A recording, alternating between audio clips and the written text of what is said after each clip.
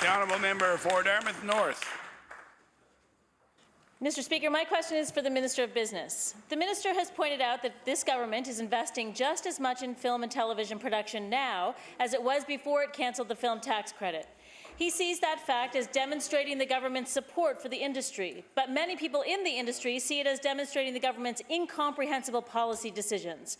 Since the Premier broke his election promise and cancelled the film tax credit, working hours in the industry have plummeted by 60%, and I can table that. Mr. Speaker, does the Minister of Business think spending the same money for 60% fewer jobs makes good business sense? The Honourable Minister of Business.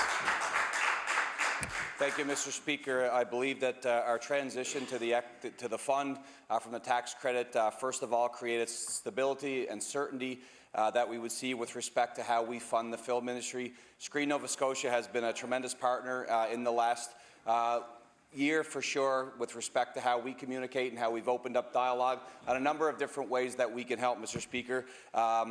Mike Volpe and his team have been open to talking about ways we can help, from infrastructure, capital investments, and of course help rejuvenating the communications that we provide from the province and in partnership with Screen Nova Scotia so that we can continue to bring productions here. Mr. Speaker, film is important to this government, it's important to Nova Scotians, and we're going to continue to keep that relationship strong. Thanks. The honourable member for Dartmouth North.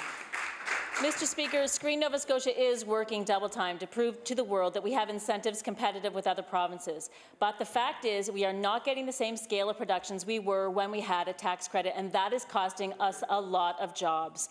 There are productions that are shooting for 2 days here in Nova Scotia for exterior scenery shots and then filming the rest in Ontario because it's cheaper and the incentives are better. Our scenery is not enough. The incentive fund is not working. Will the minister work with Screen Nova Scotia, IATSE, the Directors Guild of Canada, and ACTRA to improve the incentives that we offer so film and television workers can get back to work? The Honourable Minister of Business. Thank you, Mr. Speaker. And without question, we are committed to working with Screen Nova Scotia, the film industry, the cultural industry. All of the players who participate and contribute to this industry are important to us. I did make the commitment yesterday to the honourable member that I would have any meeting that she thinks is important for the industry and that she would be more than welcome to come along. With respect to the equity fund, or the incentive fund that we have, $20 million, which is budgeted for now.